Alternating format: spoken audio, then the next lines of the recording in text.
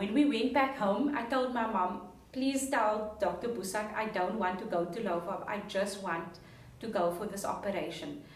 And time went on, and of course the operation was thousands of rands, and our fundraising efforts were not yet bringing in the kind of money that we needed.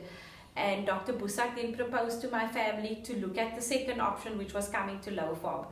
And my mom and dad then said to me, look, this is the option, you need to go to LOFOB. They're going to help you to put the pieces of your life together so that you can, come to terms with all of this. I was very reluctant to come. I told my mom no. I said to her, because all I know about blind people is that they make baskets, they listen to stories on the radio, and they can read Braille.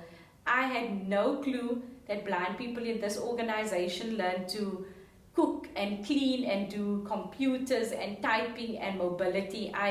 In my mind, that was just a little social hub where people are going to make baskets. So the first day, after much persuasion, I came and I was introduced to the staff of LOFOB. I was even more disturbed because now I met a Braille instructor, and the skills developer who would be teaching me was also totally blind.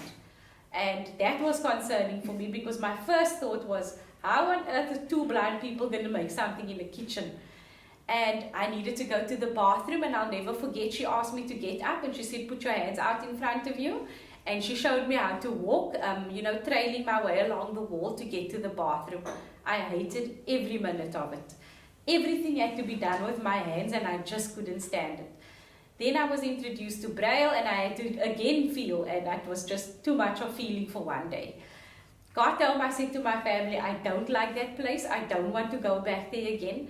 My mom continued to say, you need to go back. There's no other alternative.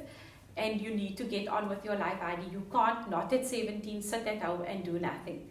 So I came back for the second time, and the second time when I came, I met with a social worker, and then we had an adjustment to blindness group. And sitting in that adjustment group was the turning point in my blindness.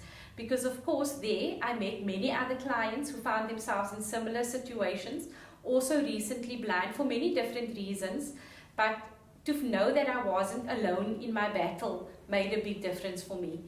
And my first reaction of this blind teacher that's telling me to feel everything, she then became my greatest inspiration, because knowing that if she could cope, and pick up the pieces of her life, and she got to a stage where she's now teaching other blind people, that was such a great inspiration for me. So yes, very, very soon after starting the program at LOFOB, I started to enjoy it. I saw a lot of sense out of what was being done, and I found that I realized that glimmer of hope came back again into my world, like there maybe is a possibility of a better life. And that was the start to my journey with LOFOB, and I got to learn everything that was needed. I did Braille, I did home management, personal care, typing, mobility, everything that I needed to be proficient in leading a successful life. And I'm very grateful for people like Dr. Busak, who brought me to LOFOB. Grateful to the kind of parents and family that I had who supported me on my journey. And I think that's also very important, because when we were taught to do something at LOFOB, for argument's sake, if we were to make a cup of coffee in training, we were encouraged to go home and go and do that same activity at home. And my family wasn't the kind of family who said, if you're going to burn, no, let's take it out of your hands because we're scared you're going to burn.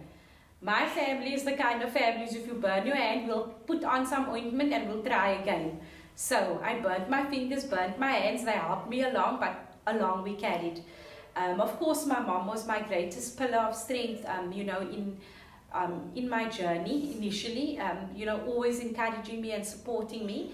And one day after I got home from LOFOB, I realized my mom wasn't home. And the neighbor came out and she said, your mom has been taken to hospital. And she said, I'm coming to take you now, we will go see your mom. And that day when we got to the hospital, I was told that my mother had a severe stroke. She was paralyzed on her one side, and she lost her speech. She couldn't speak very well after the stroke. So after her stroke, I was also forced in many ways to become independent, and I think that also made me further determined to finish my rehabilitation program at LOFOB, because I no longer had a mom standing behind me who was going to take out my clothes, cook for me, do everything that I needed. I then needed to stand on my own 2 feet. And her health deteriorated, and her dying wish was, all she kept saying to me was, blindness isn't the end of the world, Heidi. Pull your life together and you can make a success of whatever you put your mind to. So I promised her on her deathbed that I will make the best of what I have, and I hope that up in heaven she's proud of the person that I've become now.